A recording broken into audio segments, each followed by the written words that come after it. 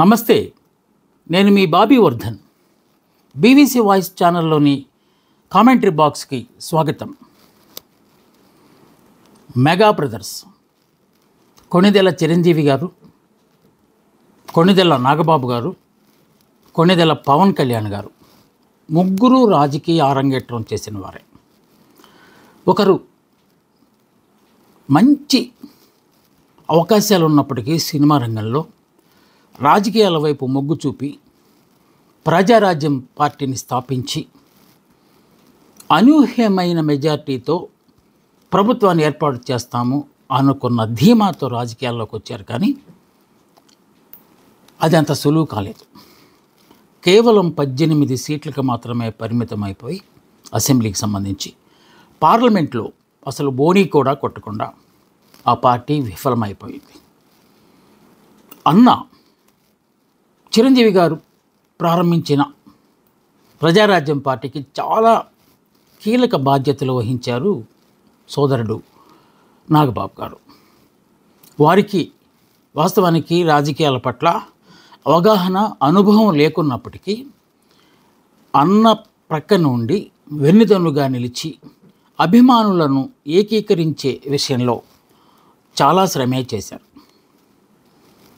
కానీ ప్రజారాజ్యం పార్టీ అనుకున్నంత మేర విజయం సాధించకపోవడంతో చిరంజీవి తన శక్తి సామర్థ్యాలను మళ్ళా పునరాలించుకోవాల్సిన పరిస్థితి ఏర్పడింది. అసలు చిరంజీవి గారు రాజకీయాల్లోకి రావడానికి ఒక ప్రేరణ నందమూరి తారక రామారావు గారు, స్వర్గీయ నందమూరి తారక రామారావు గారు.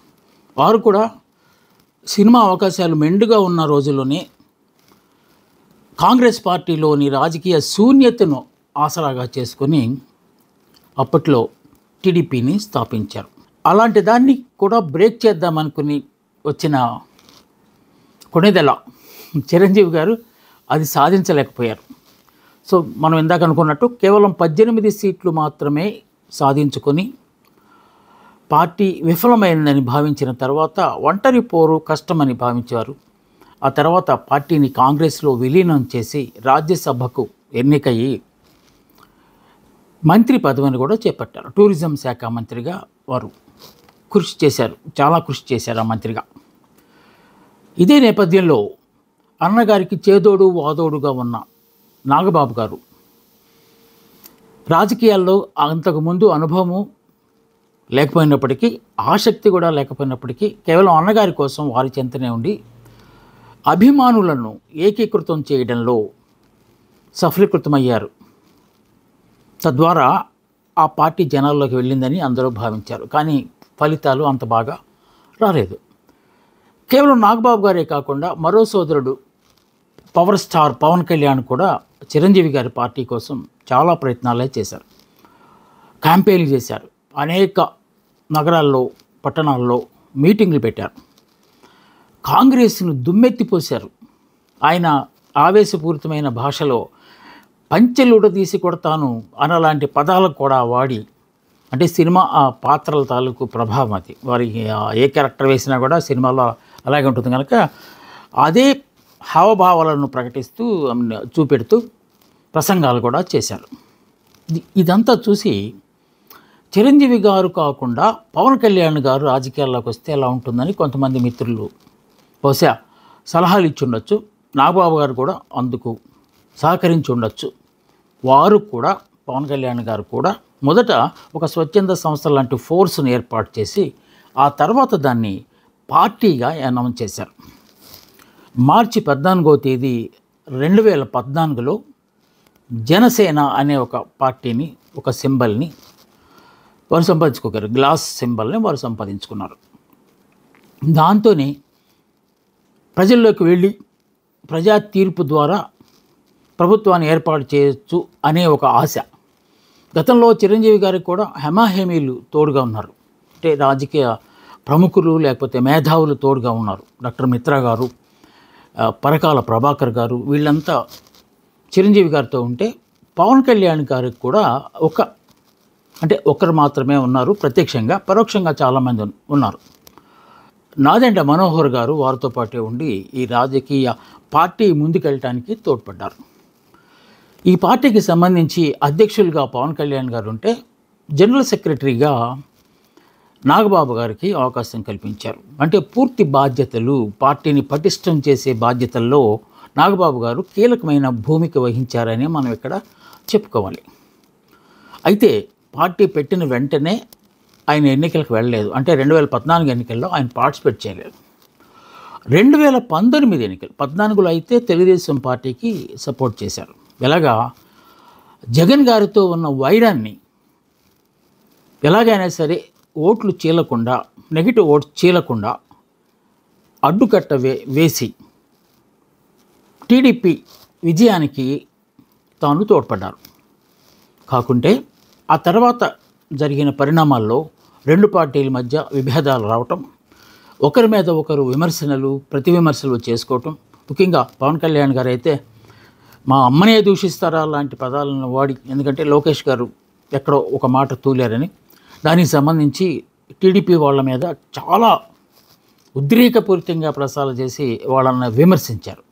మనం అంటుంటాం కదా, రాజకీయాల్లో శాశ్వతమైన శత్రువులు ఉండరు, శాశ్వతమైన మిత్రులు ఉండరని. ఇవాళ మిత్రులు రేపు శత్రువులు కావచ్చు. అలాంటిదే జరిగింది ఇక్కడ కూడా.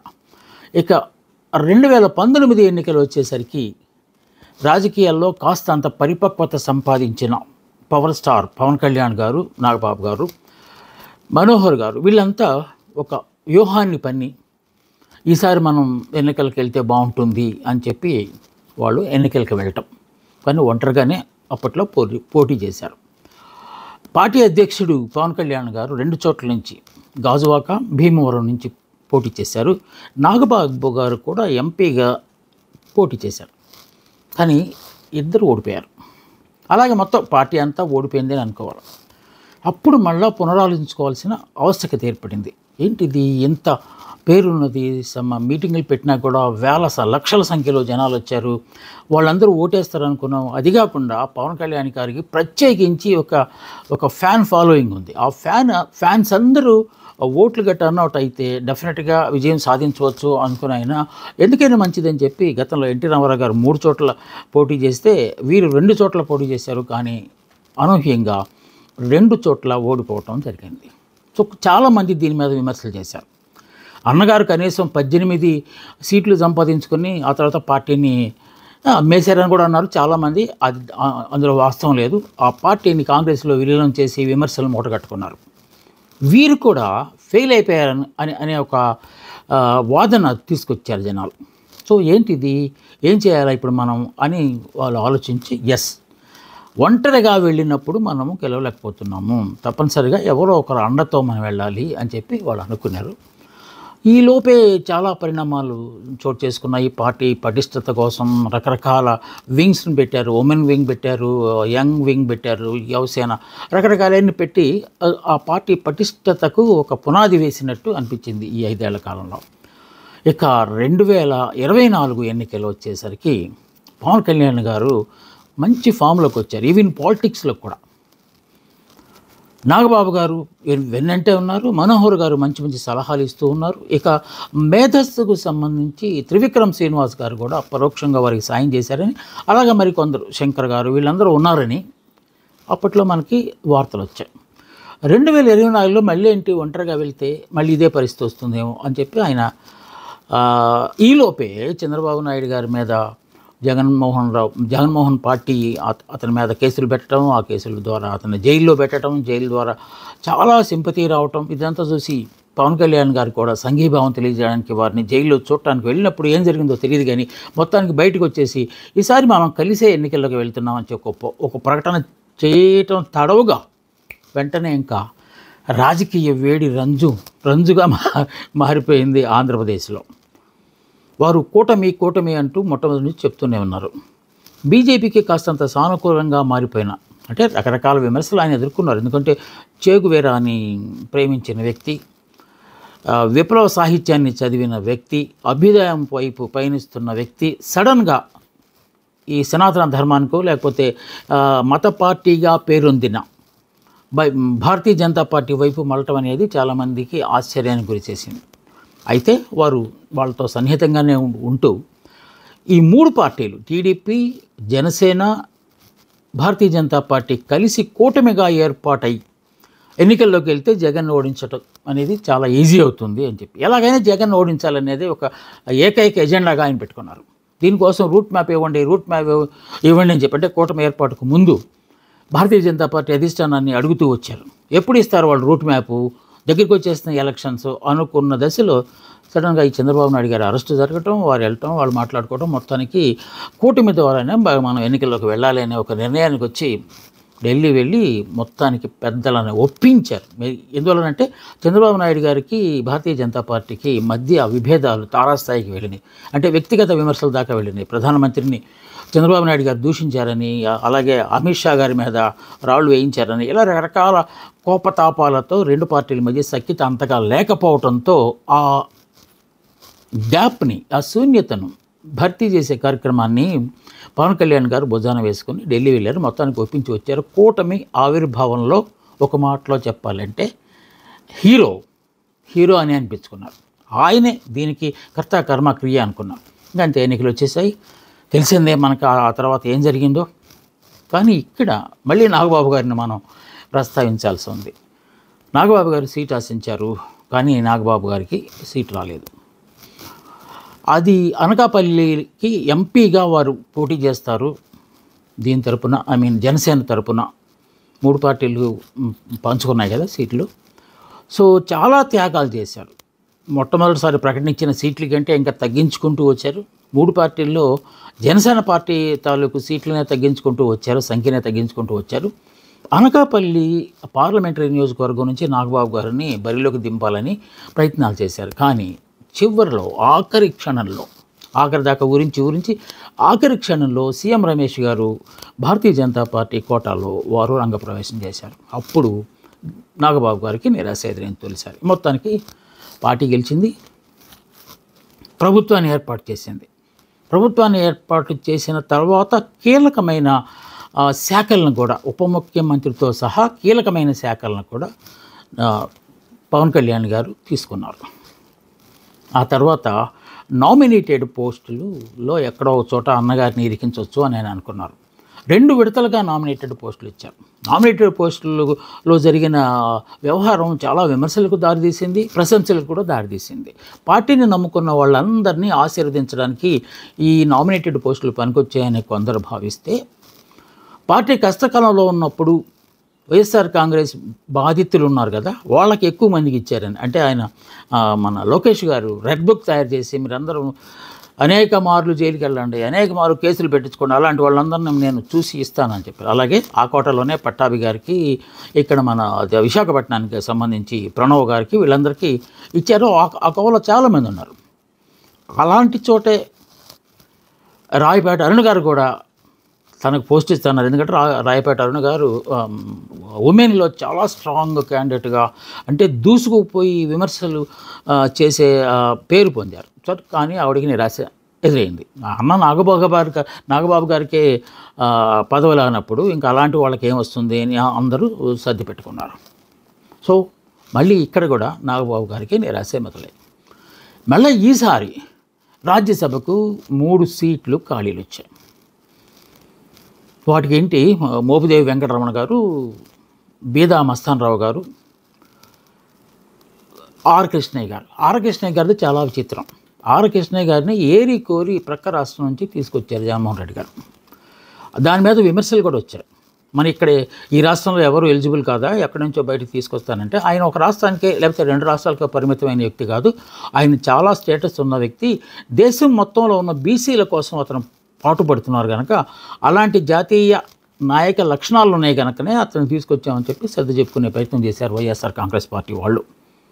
కానీ ఆయన కూడా బయటకు వచ్చేశారు. మోపిదేవి వెంకటరమణ గారు, బీదా మస్తాన్ రావు గారు బయటకు వచ్చిన తర్వాత తీవ్రమైన విమర్శలు చేశారు తమ పార్టీ అధ్యక్షుడు జగన్మోహన్ రెడ్డి గారి మీద. స్వేచ్ఛ లేని పార్టీలో మేము ఎన్నాళ్ళు పనిచేసాం, ఎవరి మాటకు ఆయన విలువిచ్చేవారు కాదు ఇలాంటి. అంటే బయటకు వచ్చిన తర్వాత ఎవరైనా ఏదైనా మాట్లాడతారు కదా, అలా మాట్లాడారు. కానీ కృష్ణయ్య గారు మాత్రం ఒక విచిత్రమైన వాదన చేశారు. నేను దేశవ్యాప్తంగా ఉన్న బీసీల రిజర్వేషన్ కోసం పోరాటం చేస్తున్నాను, ఆ బిల్లుని ఎలాగైనా పార్లమెంట్లో ప్రవేశపెట్టడానికి ప్రయత్నిస్తాను. ఇప్పుడున్న ఈ వైఎస్ఆర్ కాంగ్రెస్ పార్టీకి ఆ శక్తి లేదు, ఆ పార్టీలో నేను ఉంటే ఆ పని చేయలేకపోవచ్చు. అందువల్లనే భారతీయ జనతా పార్టీ మాత్రమే చేయగలదు. ఆయన దీనికి సంబంధించి ఎంఆర్పిఎస్ మందకృష్ణ మాదిగ గారు సాధించిన విజయాలను ఆయన ఉటంకించారు ఇక్కడ. సో బీసీలు కూడా అలాంటి పరిస్థితి తీసుకురావడానికే నేను ఒక పెద్ద పార్టీ, జాతీయ పార్టీ అయిన భారతీయ జనతా పార్టీలో చేరుతున్నానని చెప్పి ఆయన పార్టీలో చేరిన కొన్ని గంటల్లోనే, అంటే సభ్యత్వం తీసుకున్న కొన్ని గంటల్లోనే ఆఖరి రోజున ఆయన నామినేషన్ వేసి మొత్తానికి రాజ్యసభకి ముగ్గురు ఏకగ్రీవంగా, ఎందుకంటే పోటీ లేదు కనుక, ఇప్పుడు వైఎస్ఆర్ కాంగ్రెస్ పార్టీకి సీట్లు లేవు కనుక వాళ్ళకి లేకుండా పోయింది. సో ఈ 3 రాజ్యసభ సీట్లలో ఒక సీటు తనకు కావాలని తన అన్నయ్యకి ఇవ్వాలని చెప్పి పవన్ కళ్యాణ్ గారు ప్రపోజల్ పెట్టారు చంద్రబాబు నాయుడు గారి మీద. ఈలోపు ఢిల్లీ నుంచి పిలుపు రావటం, వారు ఢిల్లీ వెళ్ళటం, అమిత్ షా గారిని కలవటం, అక్కడ ఏం జరిగిందో తెలియదు కానీ మొత్తానికి వెనక్కి వచ్చిన తర్వాత ఆయన సైలెంట్ అయిపోయారు. అది ఆర్ కృష్ణయ్య గారు తన్నుకుపోయారు. ఇప్పుడు 3వసారి నిరాశ చెందారు నాగబాబు గారు. తర్వాత ఏం చేయాలి? అన్నగారిని, సొంత అన్ననే నేను రాజకీయాల్లోకి పదవులు ఇప్పించలేకపోతున్నాను అని అపపరద బయట ఏమన్నా జనాలు అనుకుంటారేమో అని చెప్పి అనుకున్నారు. ఈ మధ్యలో మళ్ళీ ఇంకోటి జరిగింది. నామినేటెడ్ పోస్టులు చేస్తున్నప్పుడే టీటీడీ దేవస్థానానికి నాగబాబు గారిని చైర్మన్గా పంపిస్తారు అని చెప్పి రూమర్లు వచ్చినాయి. సోషల్ మీడియాలో అయితే ఏకంగా కథనాలు వచ్చినాయి. ఆయన ఇంటర్వ్యూ చేసిన వాళ్ళు కూడా ఉన్నారు. మీరు ఒకవేళ అక్కడికి వెళ్తే మీ ఎజెండా ఏంటి, ఏం చేయబోతున్నారంటే అవన్నీ ఊహాగానాలైనా ఆయన కొట్టిపడేశారు. కానీ మనసులో మాత్రం తప్పనిసరిగా దేవుని తాలూకు సేవ చేసుకునే అవకాశం నాకు కల్పిస్తే ఇంకా అంతకంటే అదృష్టం లేదు అని ఆయన మనసులో అనుకున్నారు, బయటకు కూడా చెప్పారు. కానీ ఇక్కడ కూడా బిఆర్ నాయుడు TV5 అధినేత ఎన్నికల సమయంలో, ఎన్నికలకు ముందు జగన్మోహన్ రెడ్డి పార్టీని దుయ్యబడుతూ ప్రతిరోజు స్టోరీలు, అలాగే RRR రామకృష్ణ రాజు గారితో ప్రతిరోజు ఇంటర్వ్యూలు పెట్టడము. తెలుగుదేశం పార్టీ గెలుపులో TV5 అనే ఛానల్ కూడా చాలా కీలక బాధ్యత వహించింది అని భావించిన టీడీపీ అధ్యక్షులు చంద్రబాబు నాయుడు గారు బిఆర్ నాయుడు గారిని టీటీడీ చైర్మన్గా వేశారు. సో అది కూడా పాయే అనే పరిస్థితి వచ్చేసింది అక్కడ. తర్వాత ఏం చేయాలా? 4 సార్లు అన్నయ్యని ఊరించి నిరాశపరిచాను ఎలాగా అని. కానీ ఇక్కడ మళ్ళీ ఇంకొక అంశాన్ని కూడా మనం ప్రస్తావన తీసుకురావాలి. భారతీయ జనతా పార్టీ కానీ, గతంలో పవన్ కళ్యాణ్ గారి ఉన్న ఆశయాలు కానీ, ఇక్కడ ఒక విచిత్రమైన పరిస్థితిని మనం ప్రశ్నించుకోవాల్సిన ఆస్కారం ఉంది. కుటుంబ రాజకీయాలకు, వారసత్వ రాజకీయాలకు నేను అనుమతినివ్వను, అంటే నాకు అవి ఇష్టం లేదు అని చెప్పి పవన్ కళ్యాణ్ గారు చాలా సందర్భాల్లో చెప్పారు. అలాగే భారతీయ జనతా పార్టీ దాన్ని ఒక పాలసీగా తీసుకున్నది. కుటుంబ రాజకీయాలకు మేము వ్యతిరేకం. అటు ఆఫ్కోర్స్ వాళ్ళు నెహ్రూ గాంధీ ఫ్యామిలీ గురించి మాట్లాడుతూ ఆ అంశాన్ని లేవనెత్తారు. వాళ్ళు కూడా ఎక్కడ అలాంటి పనులు చేయలేదు. అంటే వారసత్వానికి ఫాదర్కి బదులు సన్ తర్వాత ఇంకో సన్నం అలాగా వాళ్ళు ఎలా చేయలేదు. అంటే అదే మాట మీద వాళ్ళు ఉన్నారు.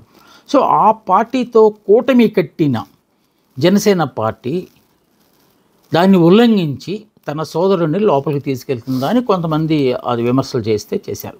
ఇక్కడ అయితే పార్టీకి అంత అండగా ఉంటూ పార్టీ బలోపేతానికి, పార్టీ ఈ మేరకైనా విజయం సాధించడానికి ఇక్కడ ఇంకొక విషయం ఏంటంటే, ఎక్కడెక్కడ పోటీ చేశారో ఆ అన్ని స్థానాల్లో వాళ్ళు కైవసం చేశారు. ఒక్క సీట్ కూడా కోల్పోలేని పరిస్థితి. ఆయన తన శక్తిని తన రాష్ట్రంలోనే కాకుండా ప్రక్క రాష్ట్రంలో, మహారాష్ట్రలో కూడా వెళ్ళి ఆయన క్యాంపెయిన్ చేసిన స్థానాల్లో ఒక్కటి తప్ప మిగతా అన్నింటిలోని హ్యూమన్. దాన్ని బట్టి జాతీయ నాయకత్వానికి కూడా పవన్ కళ్యాణ్ గారి మీద ఒక గురి కుదిరింది. కానీ అవకాశం లేదు. ఎంపీల సీట్లో, రాజ్యసభ సీట్లో ఇప్పుడు ఏం చెయ్యాలి? ఆయన మదన పడుతున్న అంశాన్ని చంద్రబాబు నాయుడు గ్రహించి ఆయన పిలిచి మాట్లాడారు. అన్నయ్య గారికి ఏం ప్రాబ్లం లేదు, నాగబాబు గారికి మంత్రివర్గంలోకి తీసుకుంటాం.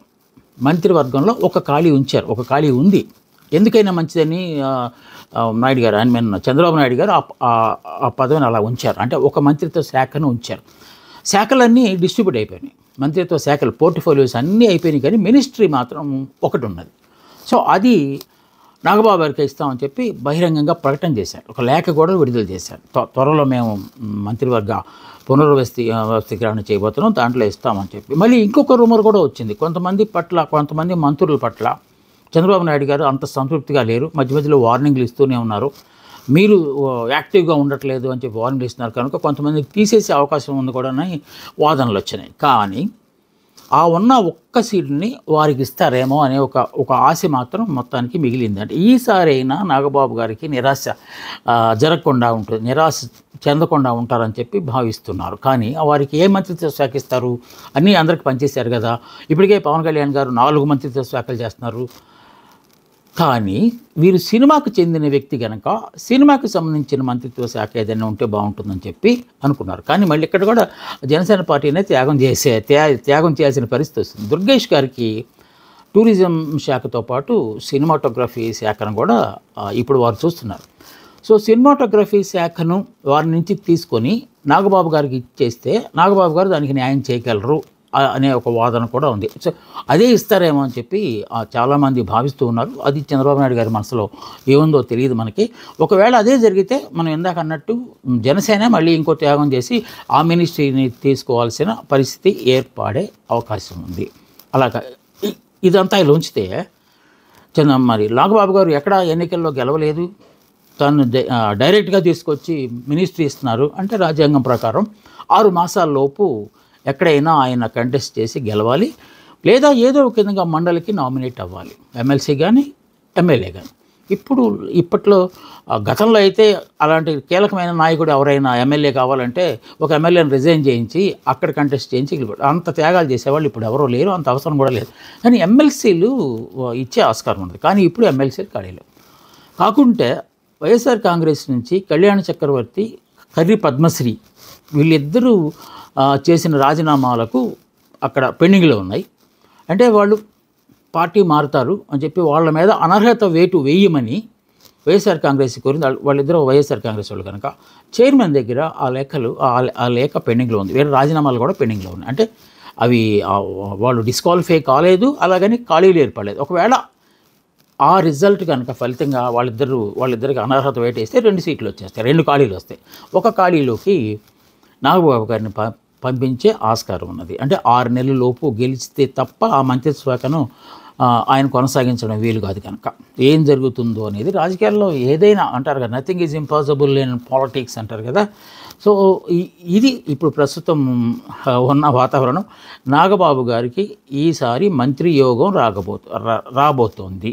గతంలో చాలాసార్లు ప్రయత్నించిన పెద్ద అన్నగారి దగ్గర ఫెయిల్ అయిపోయారు. ఆ తర్వాత జనరల్ సెక్రటరీ గారిని పేరుకు మాత్రమే ఆయన ఉన్నారు. తర్వాత కాలంలో పార్టీని ఈ స్థాయి దాకా తీసుకొచ్చారు. మరి అలాంటి వ్యక్తికి కృతజ్ఞతగా ఒక సీటు ఇవ్వకపోతే ఎలాగా, ఒక మంత్రిగా కూర్చోపెట్టకపోతే ఎలాగా అనే ఒక పవన్ కళ్యాణ్ గారి ఆశలు ఈసారి అయినా నెరవేరాలని ఇంకొక మెగా బ్రదర్ క్యాబినెట్లోకి రావాలనేది, తద్వారా అన్నగారిని సాటిస్ఫై చేసిన తృప్తి పవన్ కళ్యాణ్ గారికి ఉండాలని చాలామంది ఆశిస్తున్నారు. నిజంగానే ఇది ఒక సహజమైన కోరికగానే మనం కూడా భావించాలి. మెగా బ్రదర్ త్వరలో మంత్రి నాగబాబు గారు అవుతారని ఆశిస్తాం. ఇది ఇవాళ విశ్లేషణ. నమస్తే, మీ బాబీ వర్ధన్.